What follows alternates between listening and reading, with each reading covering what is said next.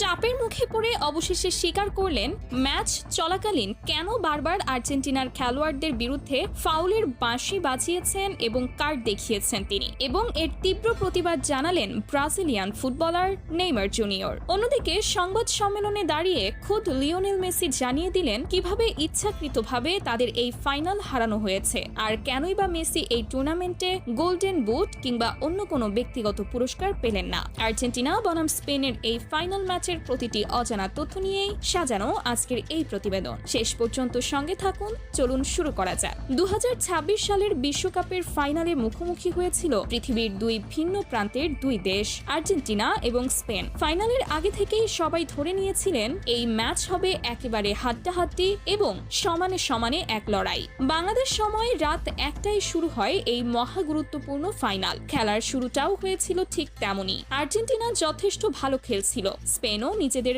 সাধ্যমতো ভালো ফুটবল উপহার দিচ্ছিল, কিন্তু খেলার বয়স যখন 10 মিনিট পার হলো তখন থেকেই শুরু হলো এক রহস্যময় পরিবর্তন। আর্জেন্টিনা যেন হঠাৎ করেই নিজেদের স্বাভাবিক খেলার ছন্দ ভুলে গেল। একের পর এক ভুল পাস, উদ্দেশ্যহীন শট, বল কাকে দিচ্ছে কেন দিচ্ছে যেন কিছুই তারা বুঝে উঠতে পারছিল না মাঠে। অন্যদিকে স্পেনের খেলায় ছিল এক অন্যরকম সৌন্দর্য।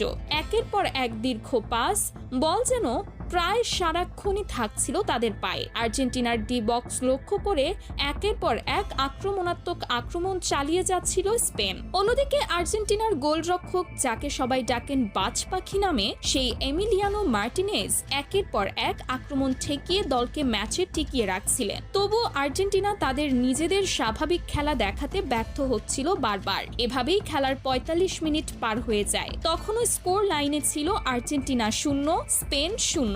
সবাই হয়তো ভেবেছিলেন বিরতির পর হয়তো ঘুরে দাঁড়াবে আর্জেন্টিনা, কিন্তু বাস্তবে হলো ঠিক তার উল্টো। বিরতির পর তারা যেন আরো এলোমেলো এবং দিশাহীন ফুটবল খেলতে শুরু করলো। আর্জেন্টিনার মতো একটি বিশ্বকাপ জয়ী দলের কাছ থেকে এমন হতাশাজনক পারফরমেন্স কেউই প্রত্যাশা করেননি। দলের প্রধান কোচ লিওনেল স্কালোনি একের পর এক খেলোয়াড় পরিবর্তন করে পরিস্থিতি সামাল দেওয়ার চেষ্টা করছিলেন, কিন্তু কোনো খেলোয়াড়ই যেন মাঠে নিজেদের স্বাভাবিক খেলাটা তুলে ধরতে পারছিলেন না। এদিকে শুরু থেকেই রেফারির সিদ্ধান্তগুলো নিয়ে জন্ম নিতে শুরু করেছিল প্রশ্ন। মনে হচ্ছিল যেন প্রথম মিনিট থেকেই আর্জেন্টিনার বিপক্ষেই দাঁড়িয়ে আছেন তিনি। যদিও এটাও সত্যি যে আর্জেন্টিনা এই ম্যাচে যথেষ্ট পরিমাণ ফাউল খেলেছিলেন, তবু আসল বিতর্কের সূত্রপাত ঘটে নির্ধারিত 90 মিনিটের পরের অতিরিক্ত সময়, অর্থাৎ 93 মিনিটের মাথায়। এনজো ফার্নান্ডেজের একটি সাধারণ মানের ফাউলে তাকে সরাসরি লাল কার্ড দেখিয়ে মাঠের বাইরে পাঠিয়ে দেন রেফারি স্লাভকো